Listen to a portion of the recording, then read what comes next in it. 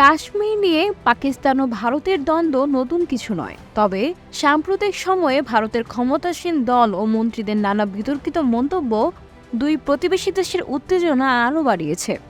পাকিস্তানের আজাদ কাশ্মীরকে ভারতের সঙ্গে একীভূত করা হবে বলে সম্প্রতি বিতর্কিত মন্তব্য করেন ভারতীয় প্রতিরক্ষা মন্ত্রী রাজনাথ সিং।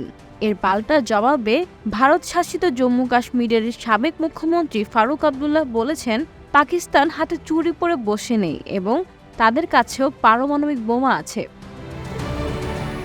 তিনি আরও বলেন, প্রতিরক্ষা মন্ত্রী যদি আজাদ কাশ্মীরকে ভারতের সাথে একীভূত করার কথা বলে থাকেন, তাহলে সেটি দখলের সামনে এগিয়ে যান, আমরাকে থামানোর। কিন্তু মনে রাখবেন, পাকিস্তানও চুরি পরে বসে নেই, তাদের কাছে পরমাণু বোমা আছে এবং দুর্ভাগ্যবশত সেই পরমাণু বোমা আমাদের উপর পড়বে। এর আগে গত এপ্রিলের শুরুতে ভারতীয় প্রতিরক্ষা মন্ত্রী রাজনাথ সিং বলেছিলেন, ভারতে যে উন্নয়ন হচ্ছে তা বিবেচনা করে পাকিস্তান শাসিত কাশ্মীরের জনগণ নিজেরাই ভারতের সাথে থাকার দাবি করবে। সে সময় তিনি আরও বলেন, চিন্তা করবেন না, আজাদ কাশ্মীর আমাদের ছিল, আছে এবং থাকবে। ভারতের শক্তি বাড়ছে, সারা বিশ্বে ভারতের প্রতিপত্তি বাড়ছে এবং আমাদের অর্থনীতি দ্রুত অগ্রসর হচ্ছে। এখন কাশ্মীরের ভাই ও বোনেরা নিজেরাই ভারতের সাথে আসার দাবি করবে।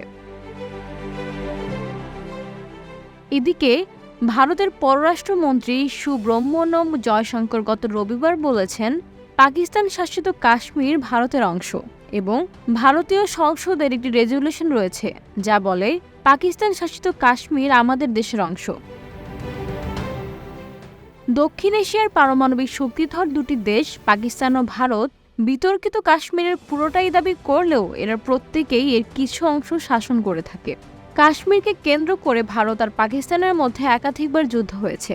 ইতিহাস বলছে 1947 সালের আগস্ট মাসে পাকিস্তানের ভারত স্বাধীনতা পাওয়ার আগে থেকেই কাশ্মীর নিয়ে বিতর্কের সূচনা হয়েছিল। 1947 সালের অক্টোবরে পাকিস্তানের পশতুন উপজাতীয় বাহিনীগুলোর আক্রমণের মুখে কাশ্মীরের তৎকালীন হিন্দু মহারাজা হরি সিং ভারতে যোগ দেওয়ার চুক্তিতে স্বাক্ষর করেন এবং ভারতের সামরিক সহায়তা পান।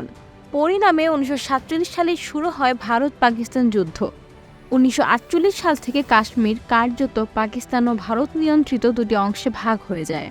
পরবর্তীতে 1962 সালের চীন ভারত যুদ্ধের মধ্য দিয়ে চীন কাশ্মীরের আকসাই চীন অংশটির নিয়ন্ত্রণ নিয়ে নেয়, আর তার পরের বছর পাকিস্তান কাশ্মীরের ট্রান্স কারাকোরাম অঞ্চলটি চীনের হাতে ছেড়ে দেয়।